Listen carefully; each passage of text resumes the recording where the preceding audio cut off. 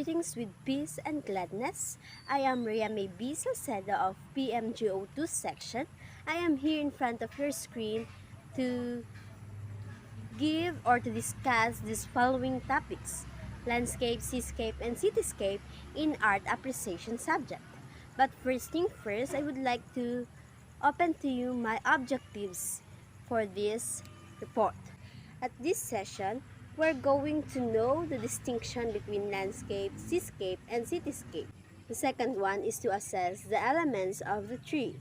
The third one, to emphasize the value and importance of landscape, seascape, and cityscape. The fourth one is to grasp the significance and relevance of the tree in our life. And lastly, to appreciate that this tree considered as an art. Now, let's get started in my discussion. What is landscape, seascape, and cityscape? Without further ado, let me discuss to you first what is landscape. Landscape means the natural and physical attributes of land together with air and water, which change over time and which is made known by people's evolving perceptions and associations, such as beliefs, uses, values, and relationships. All the visible features of an area or countryside or inland, in terms of their aesthetic appeal, considered as landscape. So that is landscape. Let's proceed for seascape. Seascapes, a scene at sea, a ship on the water, or a view, or a portion of the sea like waves along the beach and water, or ocean or sea, is the focal point of the larger part of the seascape. A seascape is a vision of the sea and ocean that is captured in photograph, painting, and other piece of art. Next is cityscape, a scene including city buildings, bridges, streets, or traffic lights, or any city lights. A cityscape might include a river or a park surrounded by skyscrapers. A cityscape is an artistic portrayal of the physical elements of a city, such as painting, sketch, print, or photograph. To continue, let me discuss to you the basic elements of landscape, seascape, cityscape as an art. First, let's start with the color. Color is a visual perceptual property corresponding the quality of an object or substance with respect of the object. The aspect of things that is caused by differing qualities of light being reflected or emitted is called color. Color theory is often used in landscape, seascape, cityscape, designed by dividing the color spectrum into 4 categories. We have primary colors, secondary colors, tertiary colors, and the neutral colors. This lesson, we learned it from our basic education from MAPE or the arts. So, let me introduce to you again what is the primary colors and etc. Primary colors are red, blue, and yellow. The secondary colors are green, violet or purples, and orange. Tertiary colors is a mixture of the primary and secondary colors. For that example, the red and the violet, so red, violet. We have neutral colors, which is the white, gray, silvers. And here is the color wheel or color spectrum. The spectrum is shown as a wheel divided into slices that stand for the colors using color theory. Landscapers or seascapers or the cityscapers or the painters use this wheel to recognize the color. The next one that comes after the color of elements of seascape, landscape, and cityscape is form.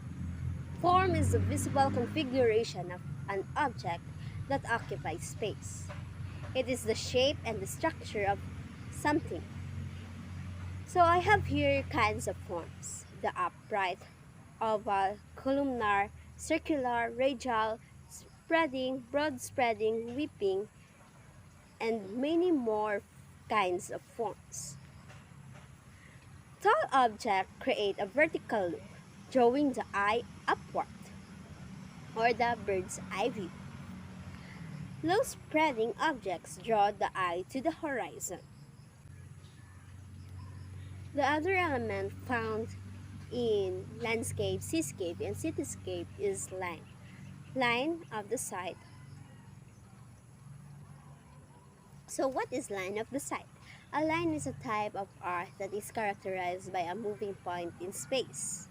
It is undoubtedly the most basic of design aspects, as it is frequently the beginning point for much artistic production. Either vertical, horizontal, diagonal, or curved lines are all possible. It doesn't matter what size or what ways the lines are. The line of sight is the viewer's eye movement or flow being influenced by the arrangement of the objects and their borders. Eye movement is consciously affected by the line, and the groupings of line fit or flow together, both on the horizontal, vertical, diagonal planes, or etc. Hedges or rows of the objects direct the attention to a focal point of a specific area of a seascape, cityscape, landscape. Since I discussed the other elements such as the color, the form, and the line of the site, so can you guess what is the next one? Now, let's get started for the next element that I found in this landscape, seascape, and cityscape. Do you have any idea what is balance or scale? If you don't have, let me discuss and tackle to you what is scale or balance in landscape, seascape, and cityscape. Scale or balance refers to overall distribution of visual weight in a composition. It is the elements of art, line, shape, color, value, space, form, texture relate to each other within the composition in terms of their visual weight to create visual equilibrium. When we say equilibrium, it is the balance or equal side. Balance is the visual relationship of the landscape, seascapes, cityscape components relative to size. Equal sizes on both sides of the objects gives balance. So we have two kinds of balance: symmetrical balance and asymmetrical balance. When we say symmetrical, the both sides are equal. When we say symmetrical, if if the art or the landscape, seascape, cityscape have an object in the left side, otherwise on the other side it has also that following object. So the repeating of the elements of either side of an axis is called symmetrical balance. The next one is asymmetrical balance.